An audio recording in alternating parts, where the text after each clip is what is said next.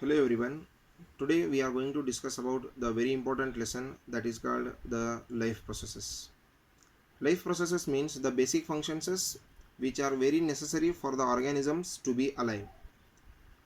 So in the life process lesson, we are going to discuss about the life processes like nutrition, respiration, transportation, and about the excretion. So here in this session we are going to discuss about the first life process, that is the nutrition. So the process of nutrition in human beings, let us see in detail. So the process of nutrition means taking food into the mouth and converting it into the smaller pieces that our body can be absorbed. So here in the nutrition process in human beings, the process of nutrition takes place with the help of the digestive system. So the digestive system of human beings consists of the alimentary canal along with its associated glands. So the alimentary canal is a tubular structure. It is going to measure about the 9 meters long from the mouth to the anus. So here the process of nutrition is going to complete by the 5 different steps. Those are ingestion, digestion, absorption, assimilation, and egestion, or it may be considered as the excretion. So the process of ingestion means taking food into the mouth. So here for this process we have a special organ called the mouth. For the process of ingestion we have a special organ called mouth. So the process of digestion. So digestion is a very important process. Actually, it is going to start from the mouth only. Because when the food enters the mouth, the process of digestion starts instantly by the help of the other parts which are present in the mouth, like teeth, tongue, and the salivary glands. Teeth help in the physical digestion by cutting, chewing, and grinding the food, and the salivary glands which secretes the watery liquid which helps in the mixing up of the food, and also the tongue. The tongue is a boneless organ which helps in the mixing up of the food along with the salivary glands secretion, that is the saliva. So here in the mouth, firstly the starch or the carbohydrates are going to digest by the action of the enzyme present in the mouth called salivary amylase. By the help of the salivary amylase, the carbohydrates are going to digest. So when the grinding of the food completes, the food starts to move into the esophagus or the food pipe. So here we can see the structural schematic presentation of the alimentary canal, that is the mouth, esophagus, stomach, small intestine, and large intestine. So now the food is present in the mouth and it is grind up and it is chewed and it is already cut into the small pieces. So now from here, from the mouth, the food is going to enter the esophagus in the form of the ball-like structures called bolus. So by the help of the watery liquid present in the mouth or secreted in the mouth, the food is going to convert into the ball-like structures called bolus. In the form of balls, the food enters the esophagus or the food pipe. So here in the esophagus, the stretching and the contraction of muscles takes place. The contraction and the relaxation process of the muscles takes place in the esophagus. This contraction and relaxation of muscles is called as peristaltic movement. by the peristaltic movement, the food moves from one place to the next place of the alimentary canal. So here, when the food travels from the esophagus, it will reach the stomach.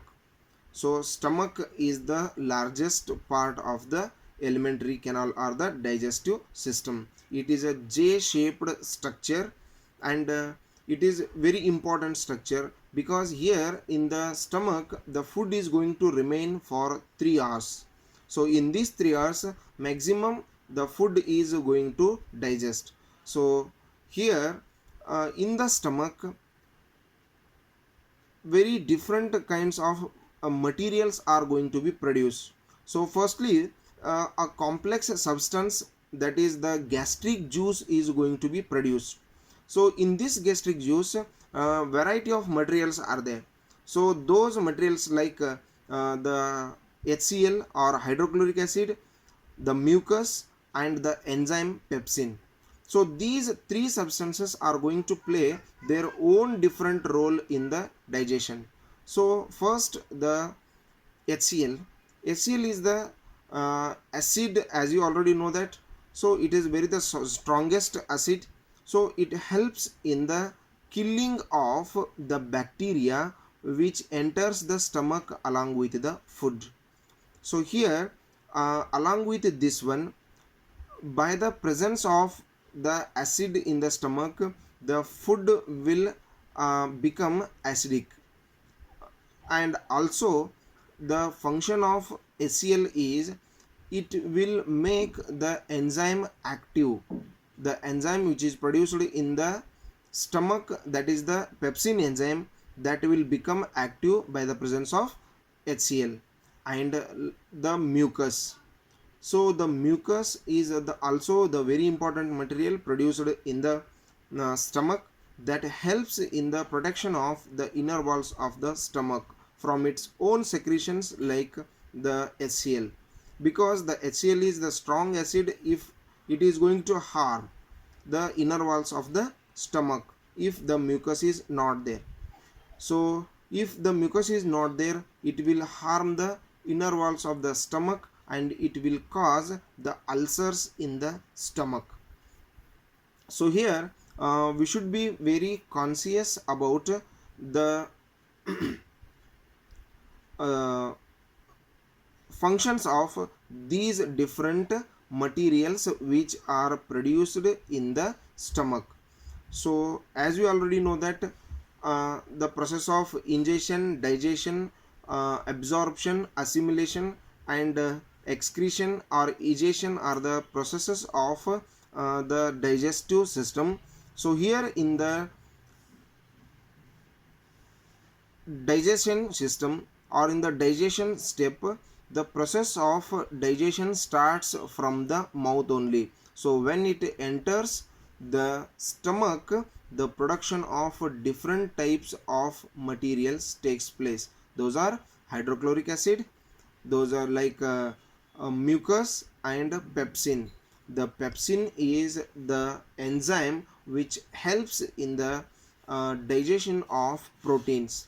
The proteins are the complex substances, and which are going to digest, or which are going to become the simpler forms by the action of the enzyme called pepsin. So here the simpler forms of the proteins are called the amino acids. So by the construction or by the joining of the amino acids, the proteins will be formed. So when the proteins are present in the food, they are again going to convert into their simpler forms. So the simpler forms of proteins are called the amino acids. So here the amino acids will be formed in the stomach.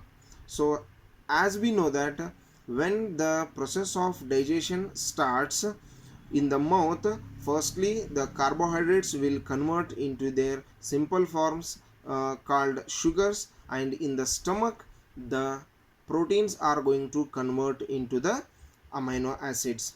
So here by the action of the HCl, we should be very careful about this point here. Only because of the presence of the HCl, the pepsin will become active. Suppose the HCl is not there, it means pepsin will not become active. It means the proteins will become waste in the stomach, and as it is they will move into the next.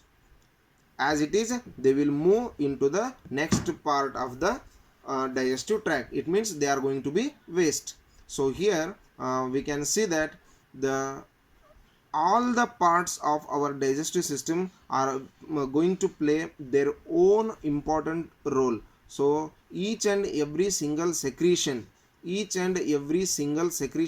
of the digestive system is going to play its own important role. So here in the stomach, the HCl and mucus and pepsin are going to be secreted, or they are going to be produced.